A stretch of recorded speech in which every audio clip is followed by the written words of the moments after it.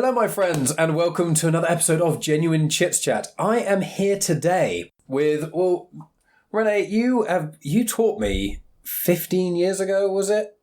I think it was 2010 that I graduated from. Oh, you graduated, okay. I think. Yeah, that would have been when I was 16. So 2008, I think, was the last time you maybe taught me. 2008 would be more correct. Yeah. Because if you graduated in 2010, that means you were in year 11. Yeah. I didn't have you in year 11. No, because I'm Ms. Cooper. But it's one of those things. I also realised I should have said this off air, but you look like you haven't aged a day. So you look exactly the same. I don't intend to age. I don't have time to age. I've got too many things to do. And also working with children keeps me young. No one else says that. No, everyone ever. Yeah, that's Megan true. says that teaching of children has given her white hairs and under her eyes. No, you're right. That's what most people would say. But you take it in stride. For me, no, it's the opposite. It is the opposite. And so what, obviously I know, but the lovely listeners, what do you teach and how did you get into teaching, really? We'll start there. Well, first of all, I have to say that Mike used to call me by my surname, Mr. Lophanor. It was weird calling you Renés, and I was saying Mr. Lophanor. I kept referring to you as Mr. Lophanor to Megan, and she was like, you need to stop calling him that. I was like, I'm sorry. That's why I couldn't pronounce my first name properly, which is Renés. Oh. To pronounce the S. There we go. Now he knows, Wilfred. Nice to meet you, Renés. Thank you. Thank you so much. Yeah, so what got me into teaching, I've always taught in to some extent. Yeah. I used to give private tuition to my siblings, cousins, and friends of relatives during the school holidays, and I developed a passion for teaching, but without knowing that, because that was not my plan. My plan was never to become a teacher. I don't think anyone's is, to be honest. Megan says that all the time. My plan was to become an architect or an engineer, wow. and that's what I studied to become at uni. All my subjects were more math and science. Wow. And the love for languages is what changed thing at college, and then I decided to change all my options during the first year of university to revert from math, science, biology to studying German, English, and French. Wow, yeah, is your native language Haitian? Haitian Creole, yeah. Yeah, okay, yeah, and isn't Haitian Creole, that's got strong links to French, is that right? It has the grammar base is from Old French, I would say, but in terms of the vocab, you have a mix of French words, Spanish words, words from various countries from Africa, because that's where the slaves were from, but also some words from the native Indians as well. Wow. So created that huge mix. And do you learn? So what is French? Would you say French is your second language then? It is. Yeah. So did you? Am I right in thinking in the education system in Haiti? That was the second. It was Haitian was primary, and then French was secondary. That's the way it was supposed to be. That's the way it is supposed to be. But unfortunately, there is a big flaw in the education system over there, which I mentioned in my book as well. 100% of the population speaks Creole. That's our native language. We speak that to everyone, and about 10% can speak French. Okay. 10%. Now, all the school manuals are in what language? French? There you go. Huh. That's interesting. And that's where the problem starts. Every single manuals are in French. So when the child goes to school, primary school, secondary school, they are learning learning. That's a big word. Rote learning, I would say. From a book which is in a language that is foreign to them. Because personally, I did not understand French during my whole primary school in Haiti. Yeah, I would get some, the gist of the basic, but most of what was written in the book was to me unknown, ununderstandable. And I can recite things that I learned in primary school to you right now. Yeah. Without knowing at the time what it meant. Oh, I see. Yeah. So you weren't learning how, you were just like copying. Memorizing, copying, and just reciting to the teacher. Oh, good. and you get full mark, but you have no idea what you said. It's not practical, is it? You don't learn the language. No. You just you mimic it. That's not the same. Yeah. And one particular example is like in the history book. The very first chapter was Christophe Colomb découvrit Haïti le 5 décembre 1492, meaning Christopher Columbus discovered Haiti on the 5th of December 1492. In my mind, at the time, découvrir, which means in Creole, uncover. Right. So I was thinking, wait, Haiti was in a pan and Christopher Columbus discovered it. and that's it. Yeah. It was only when I moved to secondary school in France, and as I reminisce those lines that I learned, I said, that's what it meant. Yeah. And that's the case for many students, children, over there who keep learning.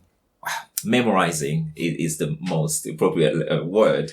Memorizing words, text that they don't grasp, they don't understand. And to be honest, most teachers don't. Yeah. Either. Well, that's the thing as well, because that's what I found is, I think language, obviously it's written language and spoken language, although most languages have both, they are very different things. Yes. Especially certain, as you get older languages, there's a lot more nuance to them as things as well. And I found that with speaking Italian and stuff, I'm like, oh yeah, I understand this, and then you speak to someone and it's completely different because there's all different inflections, there's different pronunciations, accents. There's when you write down a word, there's no accent to it. There can be an accent. No intonation. Exactly. And some people speak faster or slower or in different ways. And I find that you think you know a language and then you talk to someone in that language and you're like, I do not. Well, I've got an example for that. When I first moved to England after graduating from university in France, learning English and American literature and history. So, my level of English was perfect, I would say. So I came here and my first interaction with my housemate was, hi Renés, hi. Usual, that was his name. And he said, would you like a cup of tea? Huh? Would you like a cup of tea? A cup of tea. Okay. Yes, please. Yes. That was fine. Because I had learned it as a cup of tea. Had to pronounce every word properly. Which is not how English people speak. And then the words, he came back and I said, can I have sugar, please? And he said, how many? Gosh, that killed me. How many? You can't count sugar. How many? I wasn't sure what to reply to him. Then, how many? I said, sugar. I want sugar. To confirm that's it's not something you can count. Yeah, count the grapes. Yeah, And I did get sugar at some point, but I thought maybe you wanted say how many spoons but it was only later that I found out that it's because they refer to the cubes. Oh, yes. The cubes of, sugar. But that's something you can only know if you're in the country or if someone had specifically told you that. But it's also like different places have different like specialities. Like there's sayings in English, you know, there's northerners and southerners in air quotes. And I'm a southerner, but like we have sayings that the north don't have. Yeah. We say certain things differently, but even going to like, using, I think, with Spain, is it Catalan? Yeah. Which is the language of, I think, Barcelona, which only, Barcelona, but only people in Barcelona really speak that. But occasional words might go into the dialects of neighbouring cities and things. So the closer you are to Barcelona, you might hear those odd little phrases. And if you don't have if you don't understand Spanish properly, then these phrases will throw you right through it. Yeah, totally. So I want to ask you because you are, on your website it says that you're fluent in Haitian Creole, French, English and Spanish, and you're also familiar with Slovak and German. So how would you define personally the difference between fluency and familiar? Like, how would you, because you've defined that yourself with your own understanding of language, so I'm asking you, what's the difference? Yeah. In German, I was more than familiar, obviously. I taught it. You did teach me German, so I know you're more than just familiar with it. So, but with languages, the more you practice it, the more fluent you become. And inversely, the less you are involved with the language, the more you're losing it. And the fluency goes down. The same for the vocabulary as well. I mean, they don't disappear. They go to the back of your head. You can't recall them, but if you hear someone mention them, oh, yeah, I know. The light goes on. Yeah, the light goes on. You know what they mean. So that's only based on that reason for not having used German that as much as I used to, that I categorize it as familiar. The same as Slovak, even though yes, I can have conversation in both languages, but for me the fluency would be for me to feel comfortable enough to have this podcast conversation in that language. Fortunately, I'm not fluent enough in any language apart from English to have a full podcast in that. So fret not. I'm not going to bring you up on any Slovak. Because Megan says, because when I've asked her, because she's obviously fluent in English, and then she says she's fluent in Spanish, and then she says she's probably just about fluent in French, but because of Italian, she grew up in Italy until, I think she was in Italy till she was 4 or 5. Yeah. And then after that point, she only really spoke in Italian to family members. But so she said that her Italian language age is really only that of like a 7 or 8 year old. So she can understand pretty much what's being said. She can respond all the time. Yeah. But she wouldn't class herself as fluent because of the nuances and the differences in the language. Yeah. So I think that's, I often say to people, oh yeah, she can speak these 4 languages. She's like, no, I can speak 2 of them fluent and 2 of them are not as much. Yeah, that's the way my Slovak started. Yeah. With my children's level. Yeah. So basically my level of Slovak grew with them as they grew. And obviously as a linguist, I wanted to understand more nuance, the grammar, it's so better than they did. But still familiar. Do you think that your passion for language has come from having your native language being Haitian Creole, not something that is very widespread across the world? Because French is fairly widespread. Yeah. You know, I'd say I think English, Spanish, and I think Cantonese are the 3 most spoken languages, because Cantonese is dense population. That's right. And then Spanish is like, I think, most countries, but I think as the primary language, but I think English is most as the secondary language. But obviously in terms of widespread, French is the language that is spoken on every single continent. Oh, yeah, well, of course, because in so many African nations, it's very widespread there. Yeah. So do you think Asia that as well? Oh yeah, of course. Yeah. So do you think that your love of language came from the fact that at a young age, because of the education system in, is that, do you think, part of it, or?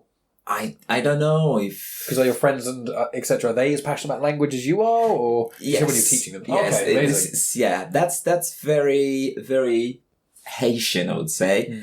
And most of the films that all the films we used to watch on TV were either in French, because they were imported from France, or in English, American movies. We hardly had any Haitian films. We had Haitian sitcoms, but maybe one or two at the time. But in terms of movies, they were in foreign language, and therefore that created a natural love for languages, to understand what's happening in the films. And as kids, you love movies, action films, and every day at midday there used to be a kung fu Shaolin movie from like the 70s. Yes. The really cheesy ones. and they were all in English. In English, dubbed in English. And we'd go and watch it, and at the end of the film, at 1 p.m, every single kid's outside, trying and miming the language, some of the phrases that we got. You there! I'm gonna kill you! And the interest for languages came from the influence of the external factors. I've heard that from other friends of mine who are multilingual as well. I've got a Russian friend, and he said, a lot of the stuff they used to watch was either in Russian or English dubbed. Yeah. Because you would, especially back in the 80s and whatever, there wasn't the money or the interest to Russian dub every film. That's right. If you were lucky, you'd get subtitles. And so I wonder if, because English people, I think, and I think this anecdotally, but I wonder if you could tell me more as a professional. Do you think that English people have a tendency, not all of us, but a higher percentage of English people have a tendency to be lazier with learning new languages because they expect everyone else to learn English, because so much media, so much music, you go to other languages, English is often the second language. Like, do you think that's the case, or? I believe that's the case, but would you blame them? Well, no, I know. I mean, I'm still not. As a human being, if most of the countries speak my language, I would naturally be less inclined to learn their languages and to converse with them, to communicate with them. But most of them soon realize how delusional they were when they go abroad and expect everyone to speak English. They don't. If you go to the main city in the hotel where you're staying, yes, fine, they will speak some English, but step outside that hotel, take, the public transport, and say, oh, hi, I would like a ticket, please. Pardon, qu'est-ce que vous dites là? Je comprends pas. So, no, it won't happen. It won't happen. And did you go on the trip to Germany with us? No, I went to Belgium. I didn't go to Germany. Okay, well, to one of the trips to Berlin and one to Bonn, the students went to a McDonald's. Okay. I mean, don't want to do any advertising. Okay. We can mention them. They're pretty big. and they started ordering in English. Right. Nope. They were not understood, so they came back to me, sir, can you go and order for me in German? I said, no way. Why did I bring you here? Why did you come here? It's to practice your German. So I told them the phrase that they needed to say to order the food, but they had to do it themselves. Yeah. Not me. And shyly, they went, because I would not do it for them. Yeah. And the first one ordered and was understood, got his whatever he ordered.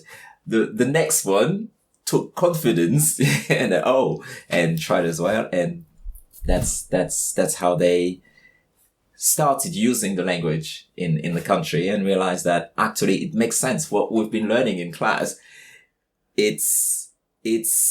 It's legit. The German people can actually understand what I'm saying. It's not just words in the textbook, which has no real meaning in real life. Yeah, and I think that's the thing. Like when I've been in Italy with Megan and stuff, like my Italian gets infinitely better. If I spend 3 days in Italy, it's better than Italian lessons or learning Italian on whatever for months. And it's such a thing of being like surrounded by the language. I think really does help that. And we'll get into the book shortly, but I want to ask one more thing, which is, and I think this is the case, but I want your opinion of, do you think once you've learned the second language, learning subsequent languages then becomes easier? Yes. I thought that was the case. 100% yes. Which is why it's so important for kids to learn language at a young age. Absolutely. Definitely a very, very young age. My 2 children who speak English, Slovak, French, and they do understand Haitian Creole as well. In primary school, my wife was told to speak to them only in English. Right. Because that would confuse them. If we speak any other language to them at that young age, that would confuse them. They would be delayed and therefore they would not make good progress in class. I was adamant, no way. We're going to speak. I'm still going to speak French to my children, and until today, we don't speak English to each other, my children and I. It's only French. That's our natural way to talk to each other. And with my wife at the time, that was Slovak. Yeah. And really naturally, they would shift from one to the other. If I say something to them in French, they will reply to me in French. And if the mom intervene, they would shift to Slovak to her. And if we have any guests, any English speakers, that would shift to English naturally, seamlessly. And today, both my sons are doing great, very bright, and no delay at all. They had absolutely no delay at all. So I would recommend anyone who can speak a different language, if you feel comfortable enough to speak to your child in that language, do so. Mm-hmm. Do so. The brain is at that age is so malleable and resilient, and they pick things up so quickly in terms of the intonation, the pronunciation, and grasping meaning of vocabulary much more than we as adults can do. Definitely, because I've spoken about it with Megan, where we want to speak in Italian around the kids so that they can just speak to their grandparents and stuff. Mike, if you don't do that, I won't be happy with you. I'm making the promise. It's one of the reasons I've learned Italian is because I not only want to speak to the family in that language, but I want my kids to be able to with ease. Yes. And I want them to be like Megan, which is she's got such a passion for language. Yeah. She picked up French and Spanish so much easier because she had the baseline of English and also Italian. Mm-hmm. So we've discussed that a lot. And that teacher I think was being stupid because everyone I've heard, they say talking 2 languages around your kids as much as you can. Yeah. They just, as you say, they pick up so much. Yeah. And it's the brain chemistry changes with learning new languages and things. And it's like, I wish I had bilingual or multilingual parents. Yeah. I would have loved that. You would be surprised how many parents who are bilingual or multilingual who never taught their children the languages that they especially their own mother tongue. And then they regret it and say, oh, Renés, I wish I had taught, had spoken in my language to my child, because now he or she would have one more language, one more asset to do things with. It is an asset as well. And oh, yes. It's a hugely important thing. And with kids as well, Megan said, linking with what you said about the language in which your children speak to yourself and their mum and things. Yeah. Megan says that, so she and her brother only talk in English together. Yeah. Her and her dad only speak Italian to each other. And then her and her mum only speak English. But so they said that if there's a family get together, and if I'm there, then they will speak to me in English, and then they'll speak to each other in different things. Yeah. And she'll be like, if Megan and her brother are at a dinner table with just Italians, they'll talk in Italian to everyone else. As soon as they turn to each other, it's English. And then they have to... Yeah. And it's something that a lot of people... Beautiful. Yes. That is awesome. Yeah. It's that the relationship there has been built on a certain language. Yeah. And that's a really... I think people who only speak one language can't conceptualize of that. No, yeah, that's the thing. And that's what I was going to say. Those teachers who are deterring parents from speaking their language to the children, they only speak one language. Yeah. So, yeah, they are not qualified to actually say that. No, definitely don't disparage people from doing that. People need to learn as much language as possible. It's so important for how we all communicate and things. And so linking with that, I want to say, you've obviously written a book as well, which you've got right here as well, which we'll show to the camera. And so there it is. So this is the test, well, not test print, but this is before it all goes fully out into the proof copy, the world. Yeah. So with your book, why don't you tell the listeners, the audience, how long you've been teaching for, and then also how you stayed in the profession for so long, and what led you to not only keep in the profession for so long, but also write a book about it. And to still love. There we go. Not just be in it. Specifically, you love it as well. So why don't you tell the listeners and things, like, what's drawn you to it? What's made you write the book? All these culminating factors. Writing this book was not my initial decision to write. I was into writing the fictions. Yeah. But while writing the fiction, sometimes I run out of ideas. Or rather than running out of ideas, I had other ideas about other things to write. Yes.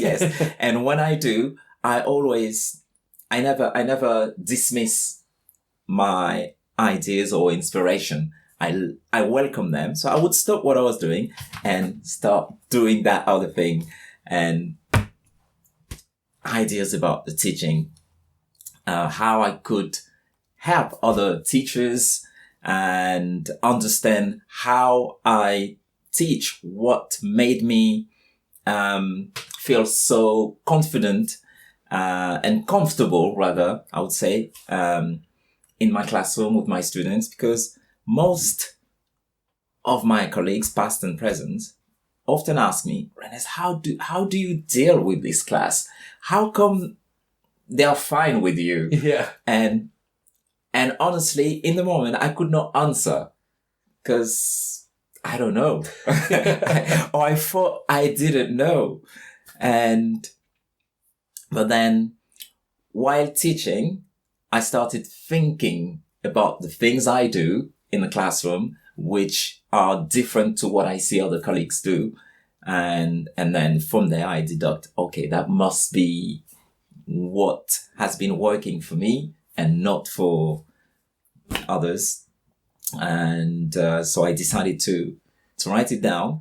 And as soon as I started writing it down, other ideas, all the things I had regarding the teaching profession, the education system, started flooding into my brain.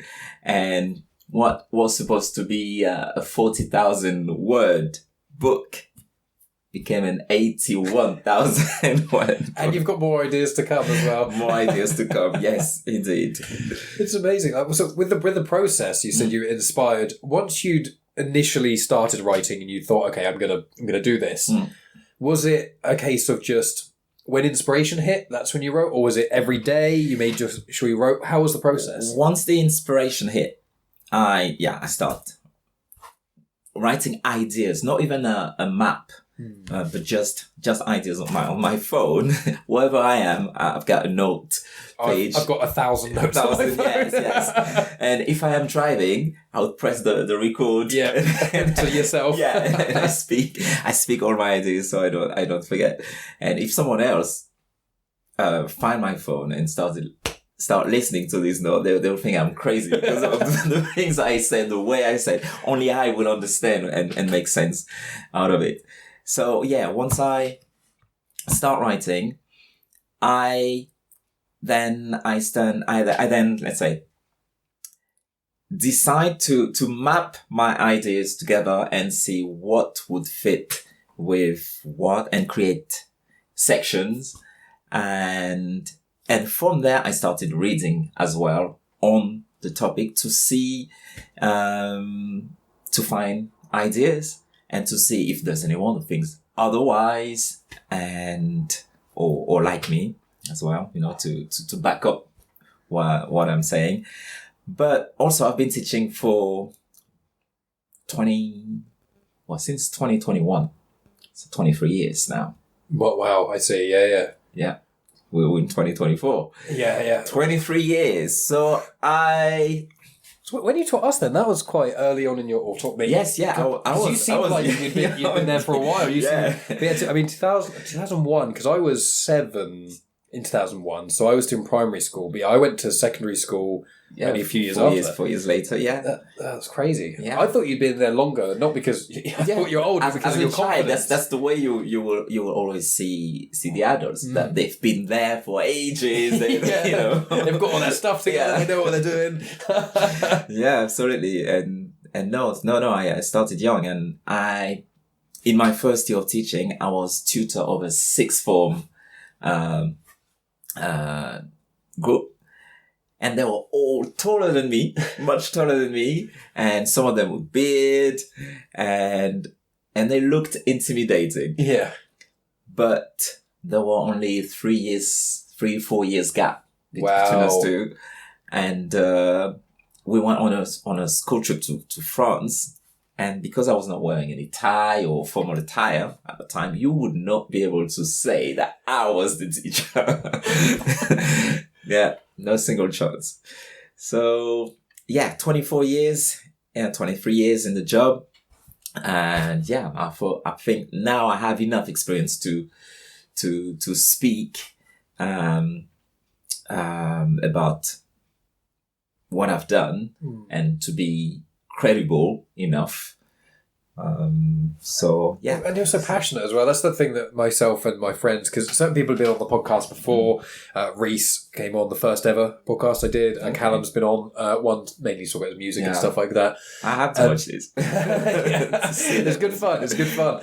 But with them, like, whenever you're mentioned, it's always, whether or not we enjoyed languages as lessons, we always enjoyed you as a teacher because your passion, because you genuinely seemed like you wanted to be there and wanted us to learn. And there are other teachers in other areas, I won't name names, but there are other teachers who, they'd been in the profession longer and it felt like they'd almost phoned it in a bit. They'd kind of been like, I'm in this job, I've been in the job for 20, 30 years, 10 more years to retirement or something. That's right. And they were just there to do the bare minimum. And so you always stood out as someone who, you always were passionate. It was the passion there that's always been driving you. And I know in your book, you've got like a whole section about the passion. Yeah. So I don't know if you could tell us just a little bit of, without spoiling necessarily your book, how do you stay passionate in a job that a lot of things do crush you down in a variety of ways? I mean, the subtitle of the book, not the subtitle, the second half of the title, I still love teaching, despite having all the reasons in the world to quit, there are so many reasons for which I should not be teaching anymore. But I managed to overcome this and still I'm in the profession and still love it. So how do I sustain my passion? By doing all the other things that I do outside of school. Mm-hmm. For me, that's fundamental. I don't rely only on school to run my life. I know a lot of colleagues, either because they can't, not because they don't want to, just because they can't because of, whatever commitments they have, or, their life revolved around the school. Yeah. And for me, no, school is, I would say 50% of my life. And the other 50%, it's anything like music, playing music, dancing, making videos with my sons at the time, and socializing with friends. A lot of things. And now writing books. A lot of things. Now writing books, yes. Now writing books. And yeah, I can't remember one time in my life when I was bored. I can't be bored. Yeah. That's that I would say, really, I cannot be bored. Yeah. I get that. I cannot be bored. You can put me in, I don't know, in an empty room for a week. Oh, it's gonna be bored. Nope. I'm going to find something that's going to be not only killing my boredom, but also something that's going to be useful for me when I get out of that room. So it could be thinking, planning something, I don't know. But me being bored, no, I mean, I can say I'm in perfect control of me in that respect. Yeah. Yeah. Well, I get that because I'm a bit like that. I've got friends and other people I know who, there's a discussion that's come up, which I'm not going to delve into this specific discussion, but the idea of whether or not we should do a 4-day working week or universal basic income being a thing. And all those conversations usually lead on to, well, what would you do with that work? And I'm always like, I would thrive. Yeah. Like, I mean, I like my work and I work in insurance, as the listeners know. And I put a lot of energy into that. And I'm trying to change certain things within things that I see are flawed. And I'm trying to put all my effort in and change that. But once I sign off for work, I sign off. But I've said, like, I would do so many other things. Yes. So many. I've got my podcast I've been doing for years. I've got, I'm learning another language. I love music. I don't create any music, but I love listening to it. I love socializing as well. I've got so many different little projects that work is the thing that holds me back from being able to do everything else I want to do. Everything else, yeah. And people say, oh, what would you do if you didn't have a job? I was like, I would...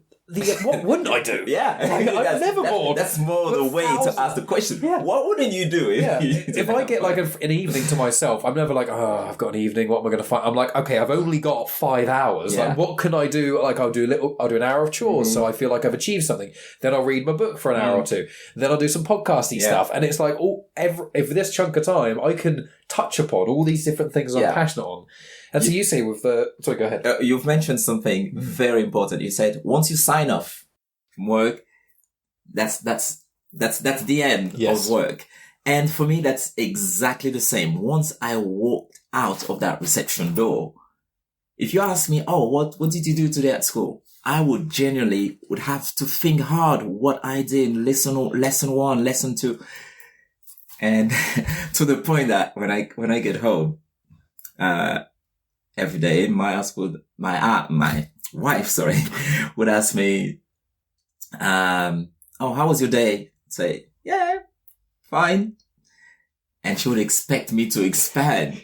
But honestly, I have nothing to expand. But what did you do? She would ask. And then I'm thinking, unless something extraordinary, happened, like, fire drill went on or specific problem with the student, I would not remember. And that was me disconnecting with work behind me for me to do other things. I'm a bit like that thinking about it because I think Megan finds it harder to separate school because she's a very empathetic person as well. So she gets, invested when a student is having trouble at home or something. Obviously you can't help as much as you want to. Yeah. You can only do what you can. And sometimes she brings it home with her and I try and help her, but I'm like, I'm very good at separating. I do what you do. Yeah. She's like, what do you do today? And I'm like, what did I do?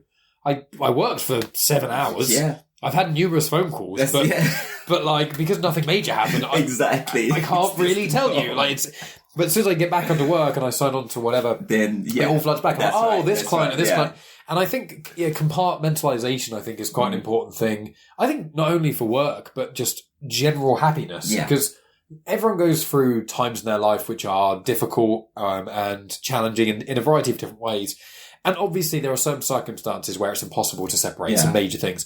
But a lot of the time, I find that if I'm having something majorly going on this part of my life, I can usually, if someone is in this part of my life and they're not associated with anyone in this part of my life, they won't know that there's an issue on the other side. That's right. Very rare, because I can compartmentalize. And I've realized, I thought that's just how people were.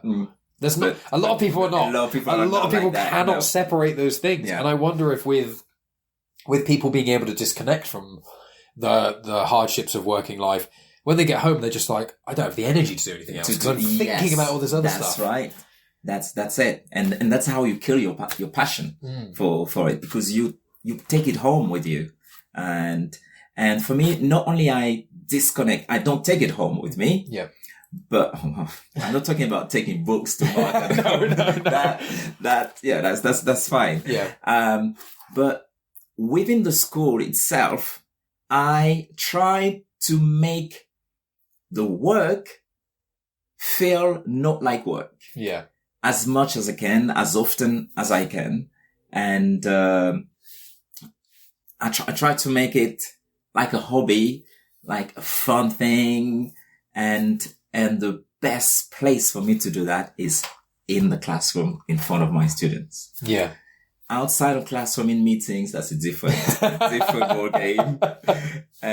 But put me in the classroom, I am in like a fish in water. Yeah. And yeah, that's why I feel happy. That's why you will see me smile. That's why you will see me jump.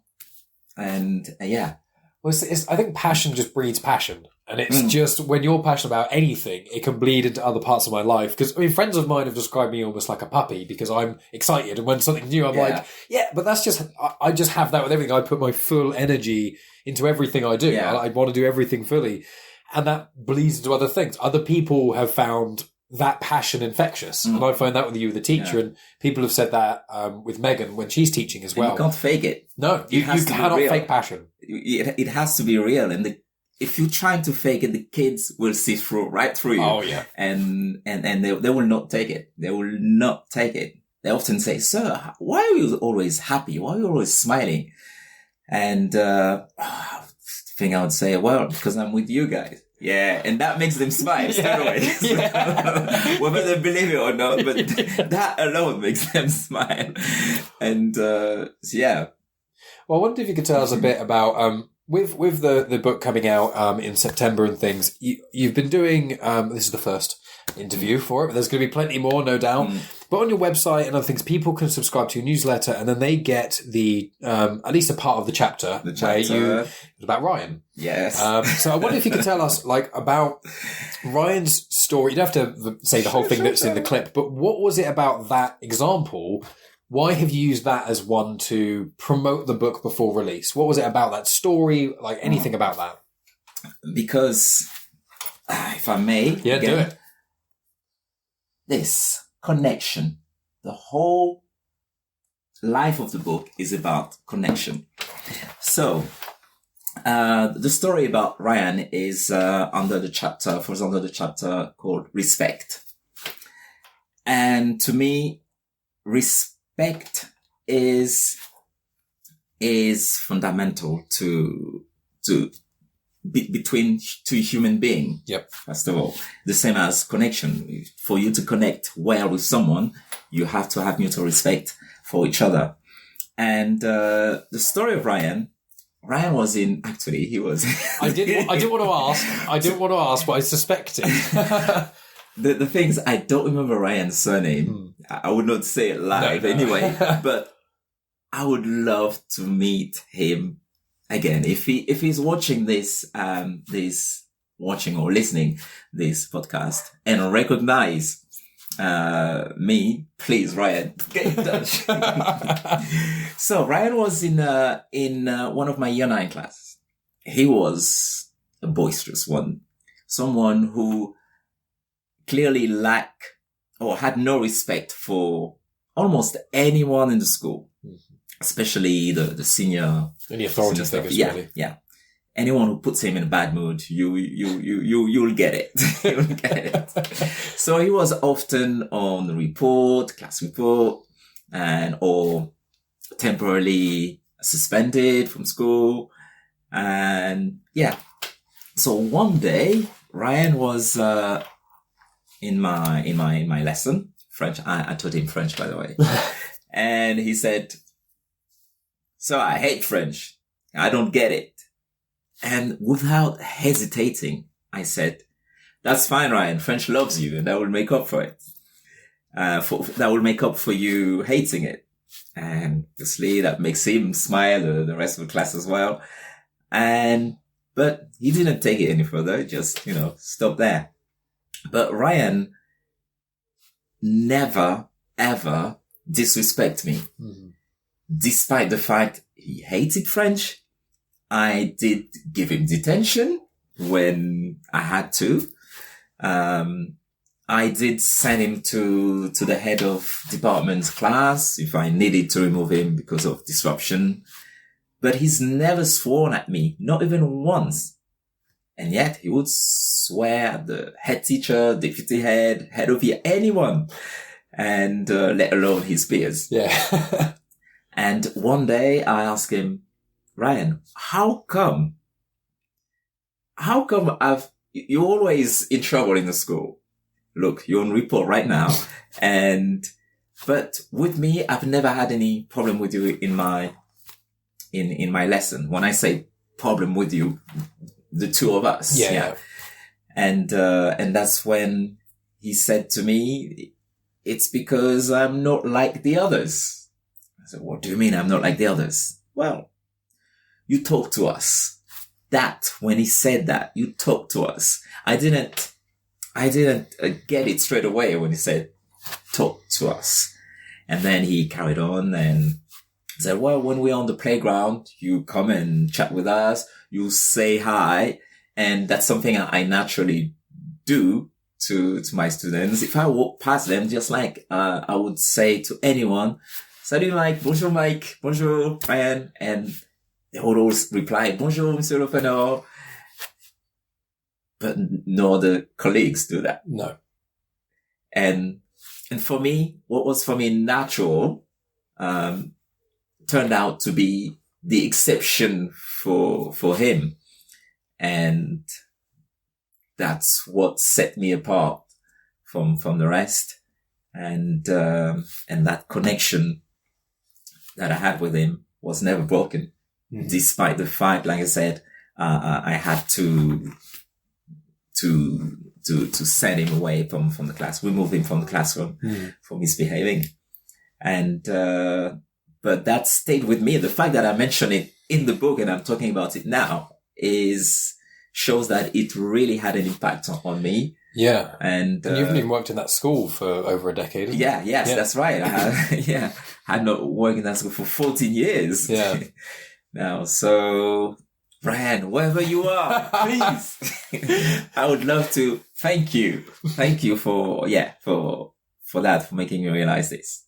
Well, it's with teaching as a profession. It's such a thing where I find it's such a difficult job, and I think it's made more difficult now than it needs to be by lots of behind the scenes stuff, by lots of, background stuff. Because Megan always says, because she's my vessel, for understanding the teaching world, is like, she's like being in front of a class, teaching students, making connections when you get kids who really, you say something and resonates. Yeah.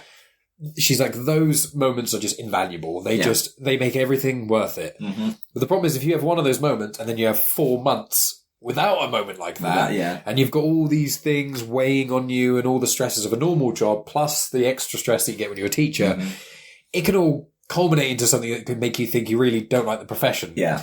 But I think that those moments with students, like, not only do they have an impact on the students, and especially because students are in their formative years and things, but I think people don't fully appreciate how much impact they do have on the teachers. On the reflection of, Megan always says when she has a kid that, because she changed schools, there was one school she was working in Andover, so it's nearly an hour commute. Some Fridays it would take her even longer to get home. Yeah. The current place she's working, it's only about 20 minutes away from here. So that's the reason she changed schools. Okay. So she did that a couple of years ago, and she said there's kids that she taught in year 7 who were either difficult or were quite shy and they didn't want to talk to her. And she's built a rapport with them over time by doing, respecting them, talking to them. And she's had comments like that, where it's like, she's had students who don't play up for her, but play it for everyone else. That's right. And she's like, why? And they're like, because you talk to me like I'm a person. Yeah. As opposed to speaking down. I think that's the difference. Like, I'm the teacher, you're the kid, you do what I say. You've never spoken down. So, like, I don't know if to anyone in your life, but from my experience, you never, even if someone is being difficult and disrespectful, and just being a pain, you've never talked down to them. You've always talked to them on even playing field, even though you are the authority figure. And there are things you must do. But like, you've just always naturally done that, haven't you? Just like you said, naturally.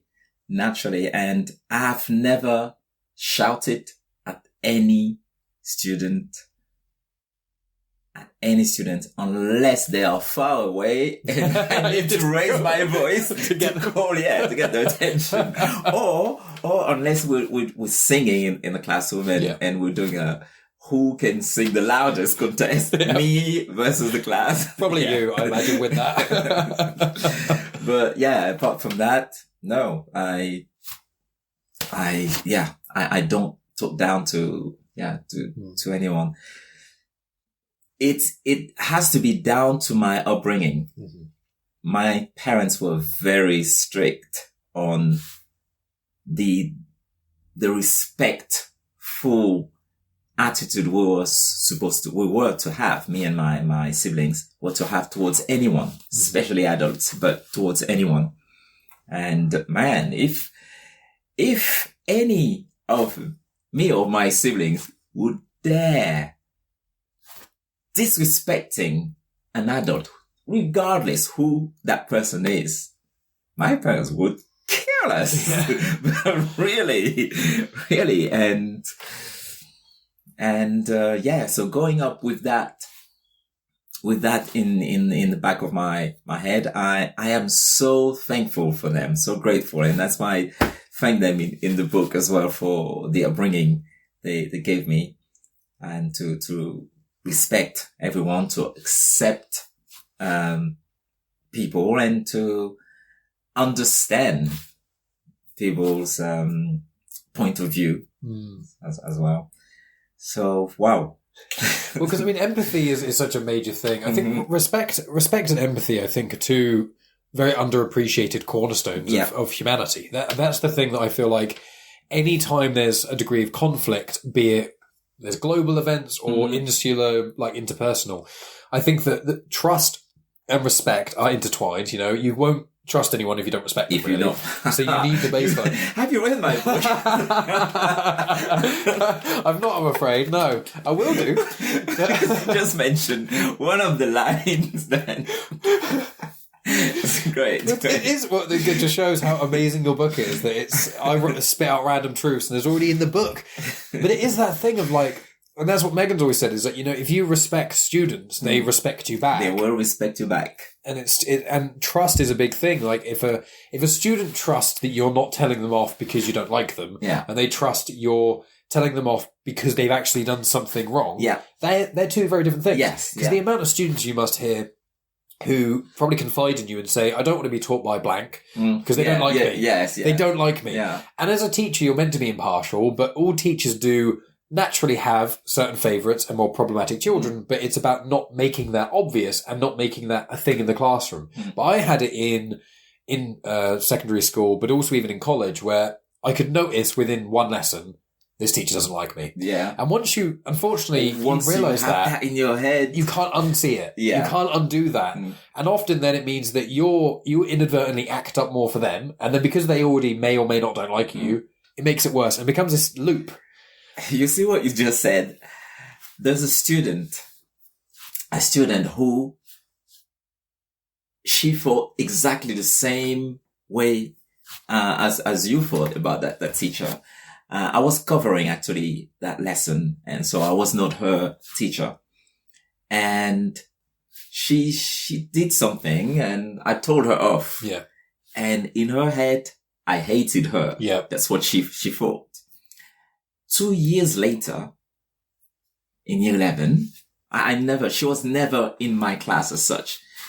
2 years later, she said to me in the corridor, because I always say hi to everyone. So I still, since that first lesson we had, when I see her outside of the classroom, I'll say, bonjour, hi. And she never replied. Yeah. But I never took it personally. I kept on. And in year 11, I said, we came across each other in the corridor, and I said hello in French, as usual. And she started talking to me. I was surprised, but I stood. I needed to go somewhere, but I stood. She wants to talk. I stood, and And we talked. That was during break time. And she mentioned, "Sir, I thought you hated me, when I was in your lesson." And I said, "Really?" And she said, yeah, because, I really thought you hated me. You didn't like me at all. And we only had that one lesson. And for her to say that to me after 2 years, it's because she realized that actually during those 2 years, I kept greeting her as normal and with a smile and everything. Otherwise, she would not feel confident enough to say that to me. So that means she's realized I don't hate her. And I was very pleased. Yeah. I was surprised. I didn't think she thought that I hated her. I thought she was just being, like some kids into me. And so it's up to the teacher as well to turn things around, to turn the rapport, the relationship round with students who would have this prejudice towards them, and show them, no, I don't hate you. And even in lesson, I would give someone a detention for misbehaving. Okay, that was your third warning. I will see you at break time. And then I carry on the lesson as normal. And that child, sulking, that's fine. And we carry on the lesson, and that child would answer something correctly. Oh, yes, well done. And I would go to them with my stamp and give it a merit. And the other students, "So why do you give him a merit?" I said, "Well, since you've given him a detention." So, well, because the detention is for the behavior. Yeah. And that merit is for the great work you just did. And I always separate, and I tell him that I always separate the behavior and the work. And that as well means something to them. Well, especially because, as Megan has said as well, is that she's found there's quite a few students who misbehave. And often it's because they are high achieving, but they're not stimulated in the right way. Mm-hmm. So they're capable of doing really good work. Or the other way around. They are low achievers and they can't cope with the level of and work. So they get stressed and they feel almost subconsciously attacked. Yes. And so they lash out. Yeah. And it's either about, getting to their level and being able to explain it to them in a certain way, or it's if there's someone who's not being stimulated enough, giving them extra work, make it seem, they like being asked questions more. Yeah. Let's choose that. So I want to ask about something which is in your book, I believe, which is teachers' styles, the one-size-fits-all approach with education. Now, you're not going to get, even if we spoke for another hour, we wouldn't be able to tackle all of that. That's a very, very, very big thing. Yeah. But I wondered if just throwing the baton to you, one size fits all in air quotes, why do you disagree with that idea, and what in the book expounds on that? Well, Mike, can you speak fluent Spanish? I cannot. There you go. I can. That already makes the difference. We're not the same. We're individual. We're different. And that's the same in the classroom for every single student. Despite the fact they're in the same year group, they're learning the same subject. They're supposed to have the same level, but they don't. Mm-hmm. And they don't learn the same way. They don't appreciate the things you do the same way. And they do not respond to your techniques or strategies the same way. And therefore, it's hard to differentiate the teaching to fit everyone. But that's still what we have to strive to do, rather than sticking to the one size fit all, which I am really against. I'm really against. Like, for example, when I mark books or test or assessment, the way I mark, I respond to an activity or an answer that a child has given. It's not necessarily going to be the same way for another child. Because I have in mind the way each of them would benefit from the comment, And I think for one of them, for example, I would draw, I would draw a smiley face or a picture representing myself saying bravo or etc. Just because I know that would have a positive impact on that child. For others, I would just need to stick to, the usual, okay, improve that, do that. And that, I know that would be fine. So yeah, there is that. Now, in terms of assessment, test, we'll expect them all to sit the same test. And yet we're being told or encouraged to differentiate our lessons. How does that make sense? Yes, you want us to differentiate our lesson planning and everything, to deliver it in a differentiated way. Yet the test that we're giving them is not differentiated. Mm-hmm. And there you already have one of the big flaw of the one size fit all, which is to the detriment of some of the kids. Yeah. And, I try to deal with that. If it's not a formal assessment, for which unfortunately I would have to let the kid do the test on their own, If it's not a formal one, I would give them option. Okay, you can do this test with someone else. But for each mistake you make, it will count for 2. What do you want to do? Do you want to do it on your own? And each of your mistakes will count for 1 point? Or do you want to do it in pairs, but each mistake counts for 2? Guess which one they tend to go for? Work with 2? Work with yes. the team? Yeah. Yeah. And that's also mutual learning, because also when you're teaching someone something, then you learn more about it as you're teaching it. And when it's 2 students doing it, if one student's really good at grammar and the other one's really good at spelling, well, they work together. They go, oh no, that one's wrong. Oh, is it? I didn't. And they work together. Absolutely. Collaborate. And they use vocabularies that is more appropriate to them. And therefore they learn more effectively that way. And that's why I tend to give my students the opportunity to work together as often as possible. Because I know as a kid, I learn more or better with my peers. Yeah. Rather than with the adult. Yeah. And also it's easy to tune off, because sometimes if you're like talking to someone after 2 or 3 minutes, you just naturally you'll not be. Exactly. And I often use staff meeting as a clear example. Now, I'm telling you, once I started writing this book, every time I'm in a staff meeting, I'm thinking as a student, I'm telling myself, if I was a student, how would I be feeling now? So that colleague who's leading that session would be me, the teacher.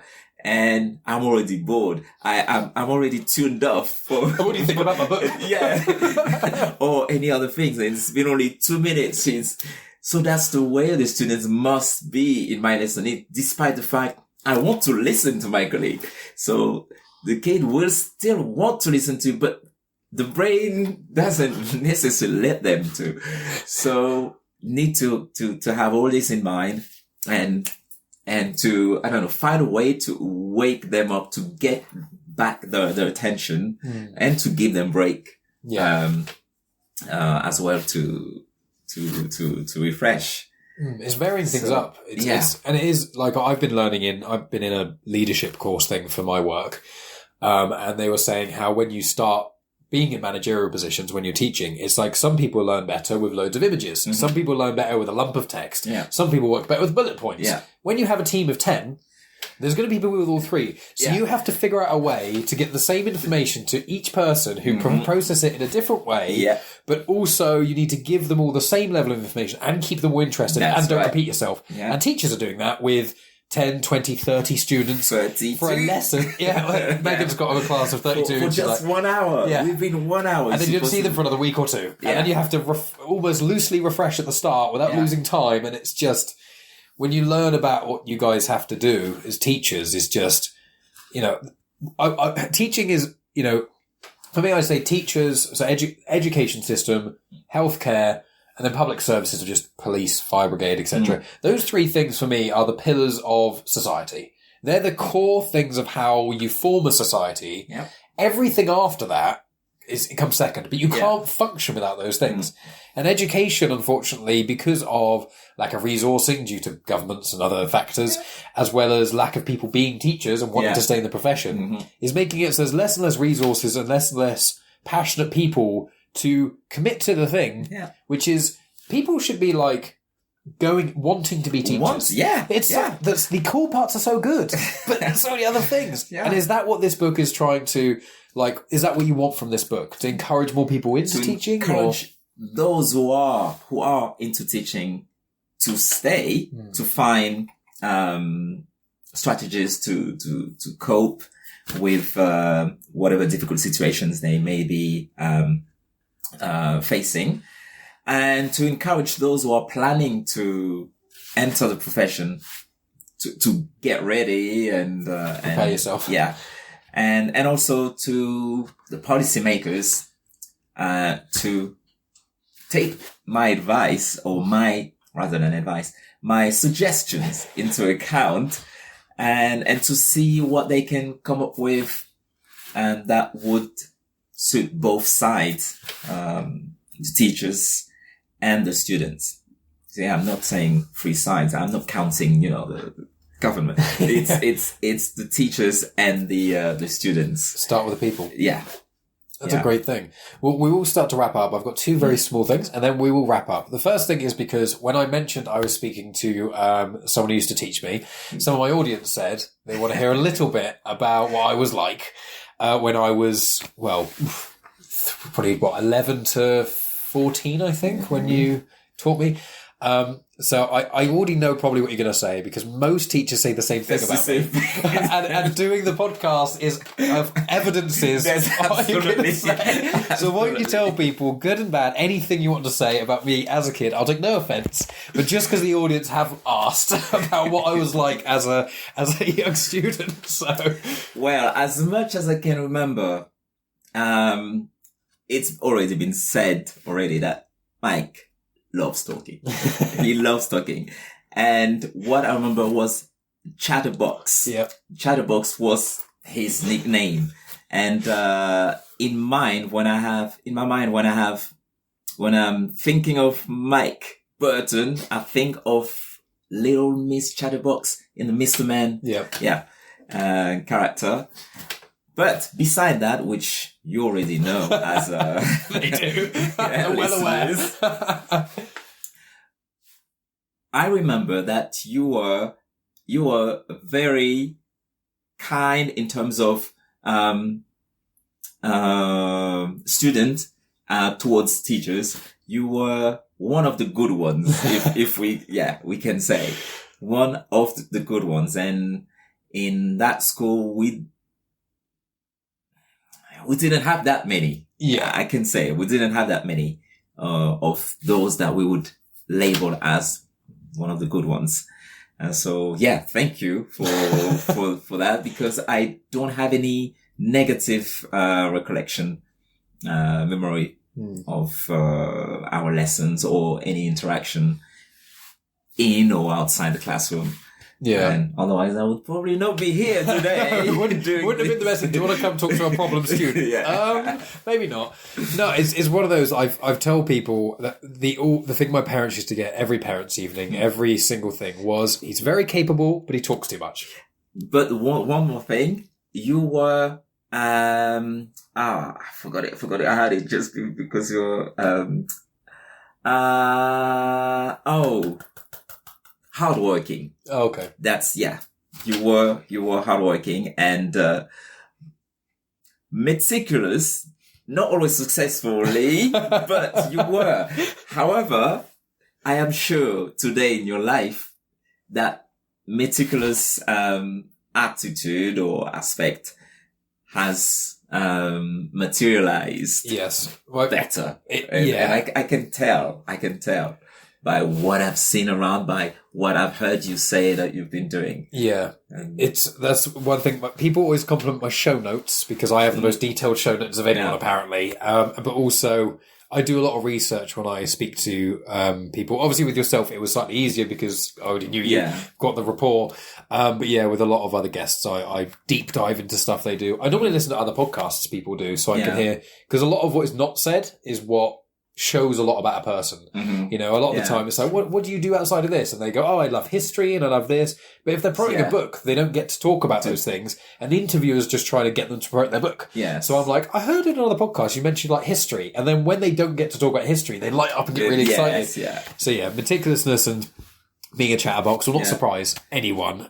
And my parents can attest as well. That's always the case. Then to those who consider being chatty as a negative thing, there you go. If he was not chatty, would he be able to conduct this interview, to run a podcast? No. So I just did respect to the chatterbox out there. Although I did distract a lot of the students. That was the main thing. That was the problem. But then you can't blame yourself for that. Yeah. Blame the students who let themselves be distracted by you. I say, be a master of yourself and don't let exterior factors decide on what you do and then blame them. No. That's very great. Well, this will be the last thing, and then we will finish this interview, which is the baton's to you. What else? What do you want to say about? Is there anything you want to say about this book that you haven't already, and stuff like that? Afterwards, I'll let you plug your website and all that jazz. But just any final statement or words you want to say to the audience about your book or anything else. Well, one thing I'd say is that the children deserve much better in school. So to teachers, educators, parents, and anyone who's interested in education, get this book. Get this book, read it. Trust me, it's not boring. It's written with love and passion, and it's full with anecdotes as well. And I don't only highlight the problems, I also suggest solutions as well, because it's not about just saying what's wrong, oh, that's wrong. But no, this is what could work. And I'm not saying what will work because I don't know.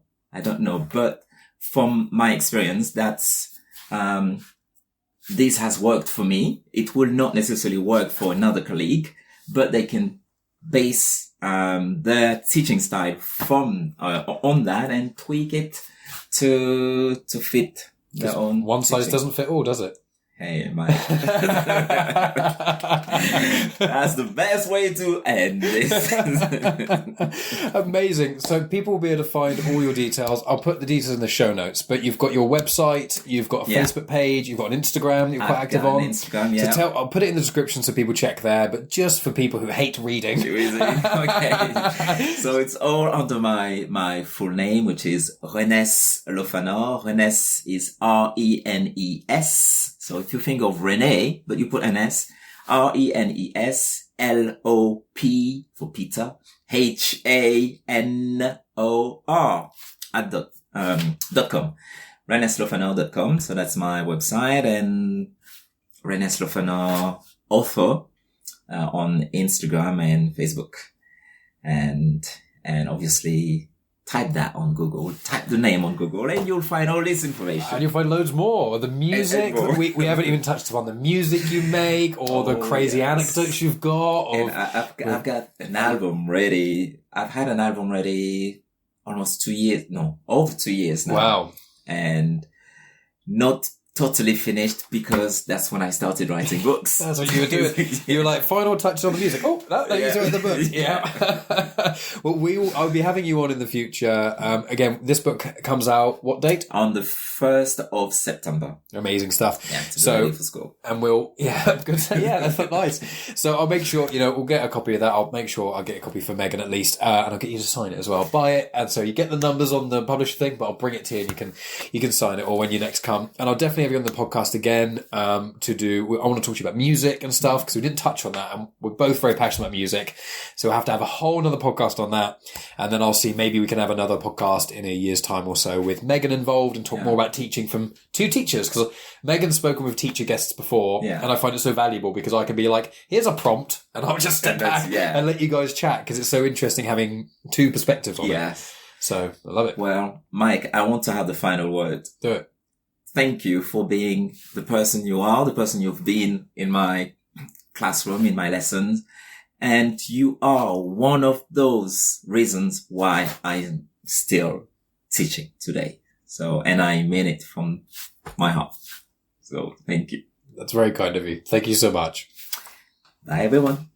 And that's the end of the episode. Thank you so much for tuning in. As always, my friends, make sure you check out Renés' stuff on his website, on his social media, and keep an eye out for his book in September 2024. And he will be on the show again, either in late 2024 or early 2025, to talk about music. And he's probably going to be on again at some point to talk about education with Megan.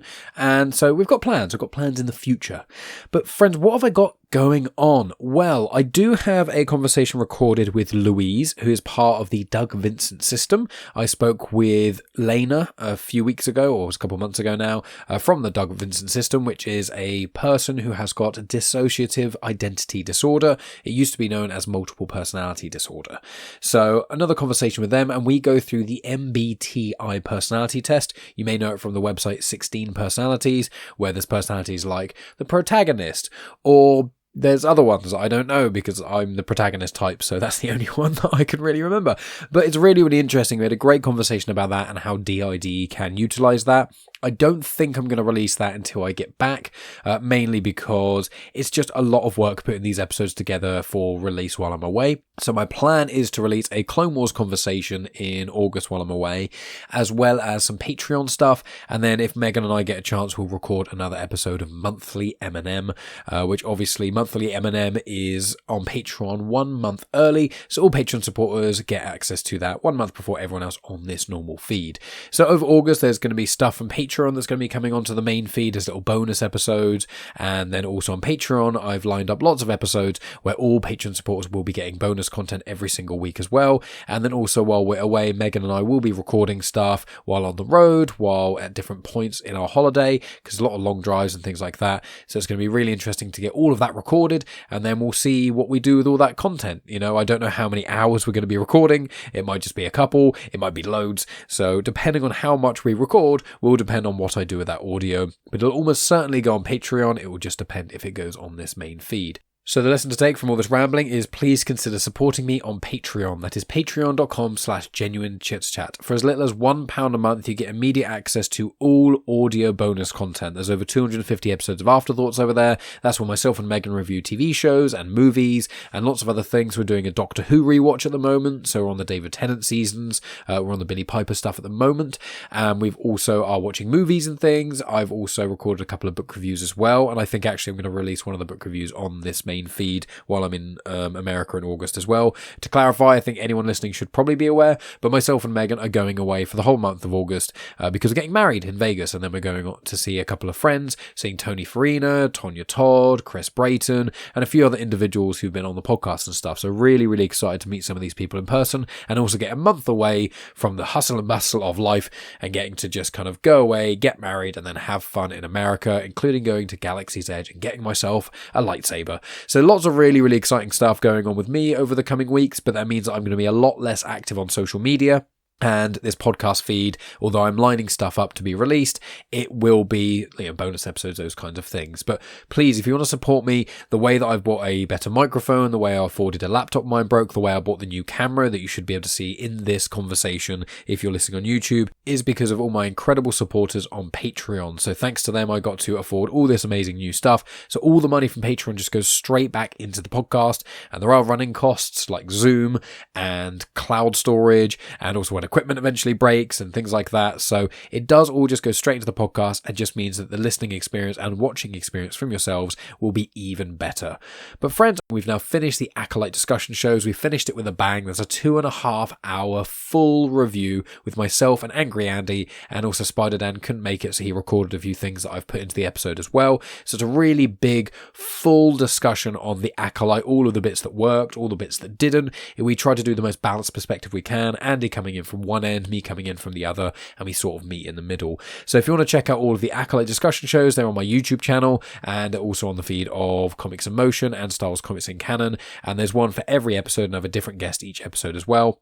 So we've got all of that going on. I've also done quite a few guest spots. So I was on Spider-Dan the Secret Balls recently. Myself and Megan reviewed District 9, which is one of my favourite sci-fi movies ever. I was also on Back to the Filmography of Megan, talking about Meg 2. I was also on Mandatory Music and CD with Dave Horrocks and Tonya Todd, talking about Rage Against the Machine's first album. And then also we did Disney Discussions 13, which I think was out last week, where we spoke about Lady and the Tramp and The Fox and the Hound. And actually a few weeks before that, we did Disney Discussions number 12, which is on the feed of Spider-Dan the Secret Balls, where we speak about The Rocketeer and Condor Man. So I think I've done some other guest spots somewhat recently, but there's just been loads and loads of content coming out of my ears. So I've been guesting everywhere, I've been releasing loads of content here, I've recorded more Clone Wars conversations. It's really great. So if you're a Star Wars fan, definitely subscribe, check out all my other stuff. If you're not that fussed on Star Wars, there's only normally a bit of Star Wars content once a month from me on this feed, and that's Clone Wars Conversations. And then there's a monthly M&M once a month, and then there's 2 interview-style podcasts as well. So please, let me know what you think about all that stuff. And as I said, please subscribe, please like, please follow, please share on social media, but please also leave reviews, just little star reviews on Spotify. It only takes a few seconds. It really helps the show out. Same with on Apple Podcasts, same with on Audible. Wherever you're listening, if there is a chance to leave a review, please do it. It can be your wedding gift to me. I would really appreciate that. And if you want to give me a great wedding gift, it would also be supporting me on Patreon. Again, only £1 a month, and you get immediate access to like 250 episodes of Afterthoughts. You can listen to them on Spotify. You can listen to them on any podcast app of your choice. You can listen to it on Patreon. You get given a link, and you can put that wherever you want, and Spotify has recently added in functionality for Patreon. So no matter where you're listening to this, you can get Patreon content from me right on your feed with barely any effort. So please consider doing that. But friends, that's enough from me. Thank you for tuning in as always. I appreciate each and every one of you. I will be recording like a little intro-y thing for the episodes I release while I'm in August, but this is going to be probably the last full episode that you get from myself that isn't Clone Wars Conversations, monthly M&M or something from Patreon. So the interviewee stuff will kick-start again in September. I've already got plans to do more stuff. There's Disney discussions that we're going to be doing. There's obviously the release of my conversation with Louise of the Doug Vincent system, and there's some other cool stuff going on as well that I'll tell you about when I return.